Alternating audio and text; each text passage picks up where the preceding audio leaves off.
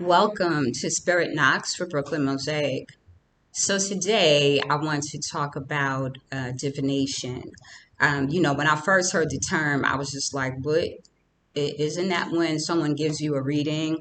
But it's so much bigger than that, right? Like divination is the umbrella, if you will. Everything that falls under that umbrella are all of the different ways that you can give a reading.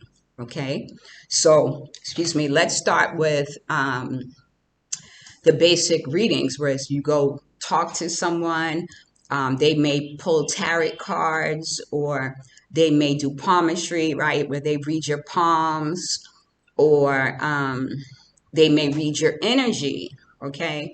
But I didn't know much about cloud divination. Like you can read clouds and it tells stories, your story, other stories, history.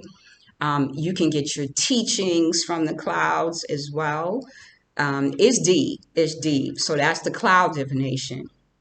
The other thing I like to talk about is water divination. I didn't discover water divination until I knew I would stare at the water, and I always felt like I was kind of hypnotized by it. So I never liked oceans. Like I was kind of afraid to go in the ocean.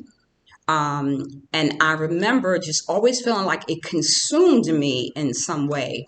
Little did I know it was because I have this connection to the water. And when I look at the water and the waves, I am able to see letters and numbers on the top.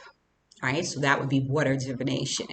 And it's different things for different people. Like water divination, for some people, might be looking in a glass of water like a crystal ball. For me, what I see is on the surface, right? Images, letters, numbers. So that's water divination. Smoke, which would make sense if I could do clouds, that I could also do smoke. So I'd go to like some Nyabingi circles, and I'd be all excited, like waiting to see what's going to come out the smoke, or I'd see something burning and watch the smoke, and I started to see shapes and images and faces, or I'd look back at pictures of me at these events, and I can see energy around me. I can see energy around the flames. And I realized that what I was seeing, other people didn't see until I pointed it out, right? So we did cloud, we did water, we did smoke.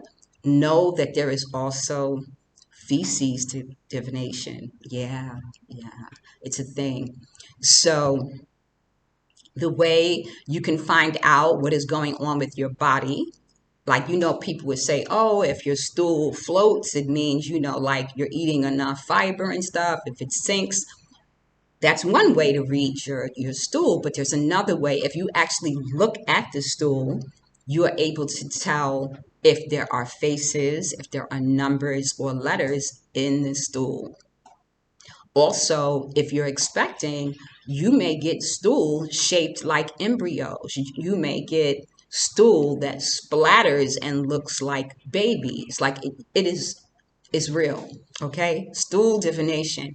And know that in the days of old, in the ancient days, kings and queens, royalty, our people, would utilize our divination readers for that reason. They would come, they would have like a bedpan, they would go through the stool and do divinations about wars and who was going to be successful, who the next leader was going to, like all kinds of stuff. I had no idea. And then in the next video, I'll be talking to you all about all the different types of divination and the formal names. I'm just giving you the basics, okay? So the other type of divination to do would be from like kind of along the line of water, except foam, right?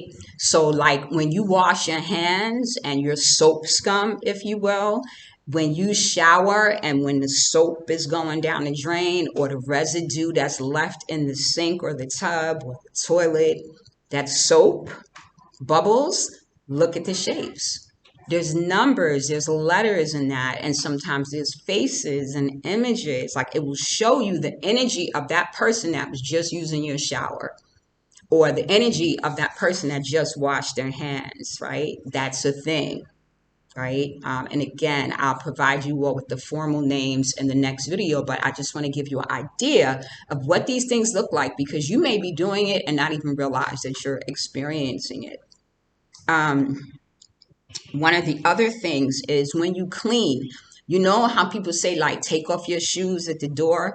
Don't bring that energy in my house. Like, people think, oh, they just being particular. They don't want stuff from outside brought in. Yeah, that's true. But it's deeper than that. When you go to sweep, look at the shape that the dust forms in. Yeah. Look at the shape or the letters or the numbers that come off of your shoes when you clean them. Like, I went to clean a pair of shoes, and I was scrubbing the shoes because they had sand on them. So obviously I was using like soap and water. But when the soap and water went down, after I finished doing my divination, looking at that, the sand formed in the face of a donkey. I said, look at that. They trying to tell me I got some donkey poop on my shoes, walking in the sand.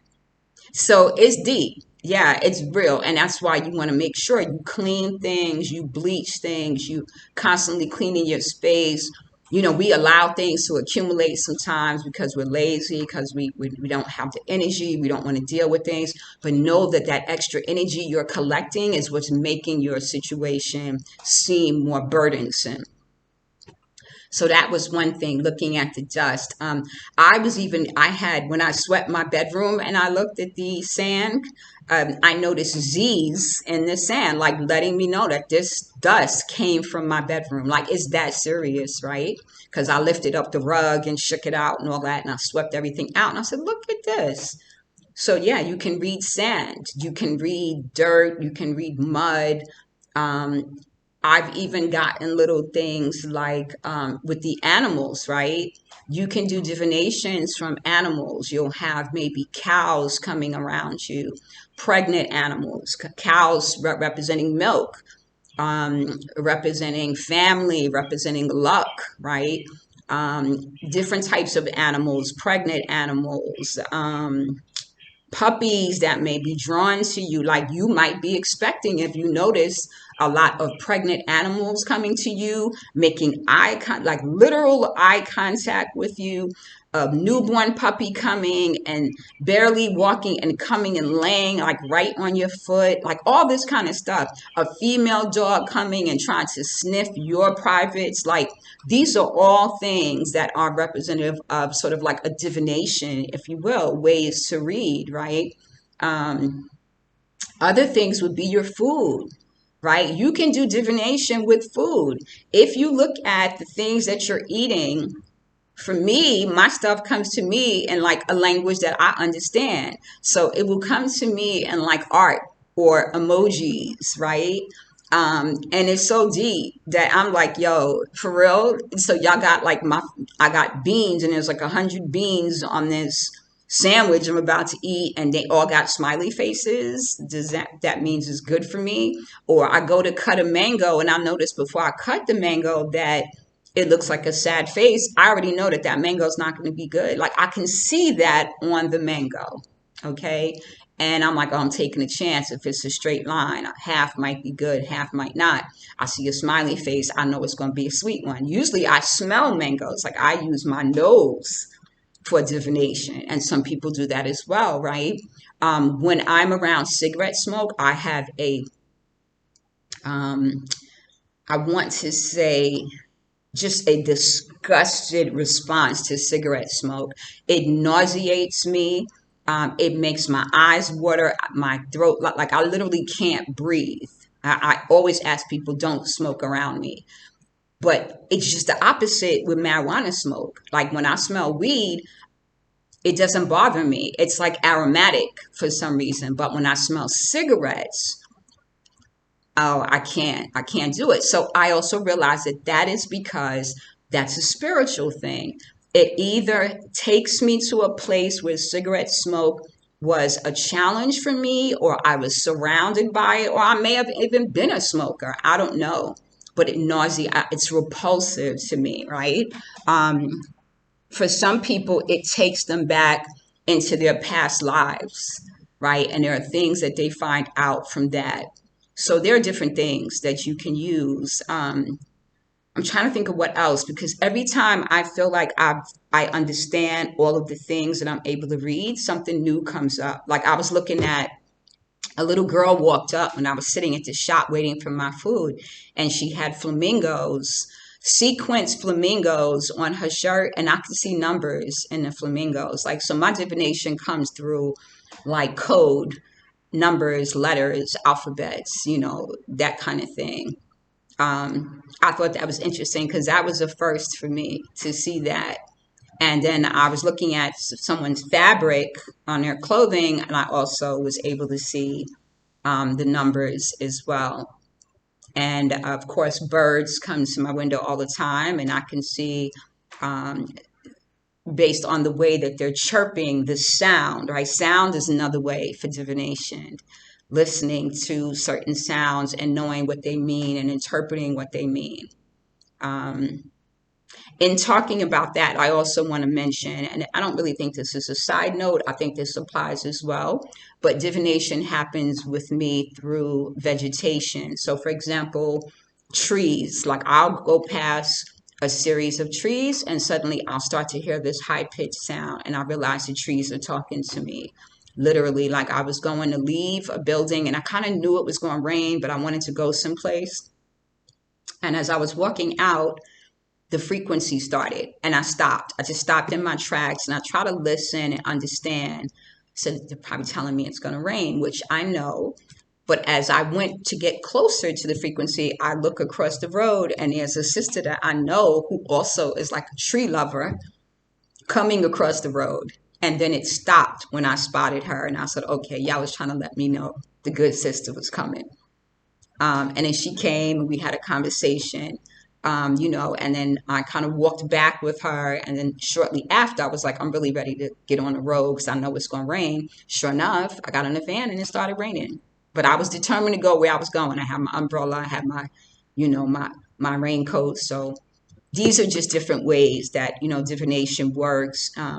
The newest thing, which is such a blast for me, is I like to swim in the ocean every morning. And when I went to the ocean the other day, I realized that when I was swimming under the water, I didn't really hear anything. But when I lay in the water with my ears covered and my face out, like looking at the sky, I'm able to hear another sound, like the ocean talking to me. It's a literal, like, it's almost like a frequency like the trees, but different. It sounds like an aqua, like a aquatic um, oscillation, if you will. When something oscillates, they show it kind of just expanding. It's like that, like a sound being sent. Very interesting, very interesting. And then, of course, I was there and I started to see fish swimming towards me. And I was like, okay, see, y'all doing the most right now because I don't know what kind of fish these are. I don't want to be nobody's bait. But yeah, so that's the newest thing. And it's very interesting. So just wanted you all to know what is going on. And I'm trying to think if there's anything